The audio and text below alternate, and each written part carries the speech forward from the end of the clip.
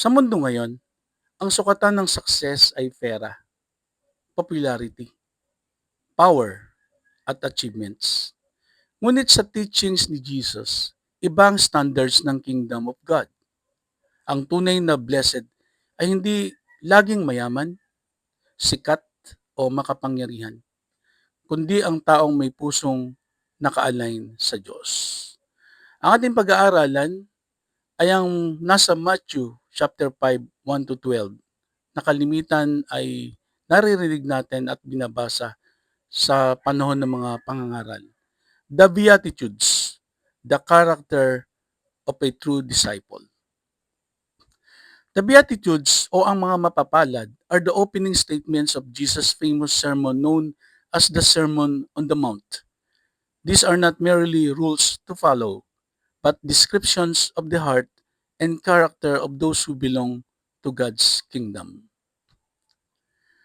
Number one that I want to emphasize is that blessed are the poor in spirit. Matthew 5:3 says, "Blessed are the poor in spirit, for theirs is the kingdom of heaven." Ano bang ibig sabihin noon? Ang poor in spirit ay hindi nangangahulugang mahina o walang halaga. Ito ay pagkilala na wala tayong magagawa apart from God. Ito ay humility before God. A poor in spirit person says, "Lord, I need you." Hindi sapat ang sariling lakas ko. Ikaw ang source ng wisdom at strength ko. Yun ang ibig sabihin ng poor in spirit. Hindi yung naghahambol-hambulan lang, kundi talagang ang kanyang kakayanan ay nakabase lang at nakasalalay sa kapangyarihan ng Diyos. Instead of relying only on your skills, achievements, or connections, learn to depend on God daily. Bigyan ko kayo ng example. A successful businessman lost his company during an economic crisis. Instead of becoming bitter, he humbled himself before God, sought His guidance, and eventually rebuilt his life. Through the process, he discovered that his security was not in money, but in God. Let's reflect on this question. Do I depend more on my abilities or on God? Saan ba tayo nakadepende? Sa kagalingan ba natin, kakayahan natin, kalakasan natin, o sa Diyos? Number two, blessed are those who mourn. Matthew 5:4. Blessed are those who mourn, for they shall be comforted. Ano ibig sabihin nun? Hindi lamang ito tungkol sa pag-iyak dahil sa pagkawala. Kasama rito ang pagdadalamhati sa kasalanan, brokenness, at suffering sa mundo.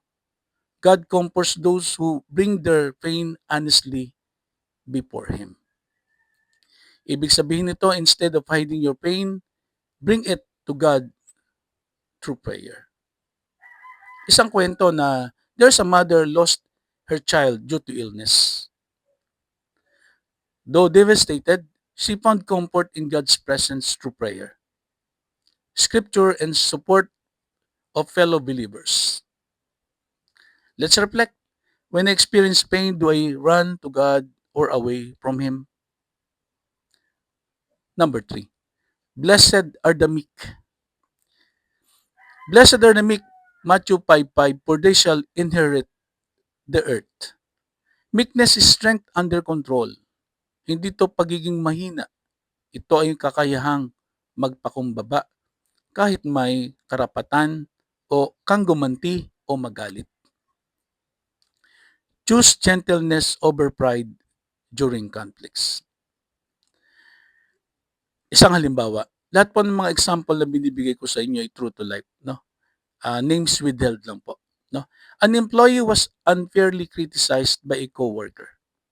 Instead of retaliating, he responded respectfully and calmly. Later, the truth came out and his character earned the respect of everyone. How do I react when I am treated unfairly? Dito lang po muna tayo. Hanggang sa susunod, paki-like and share. To God be the glory. Amen.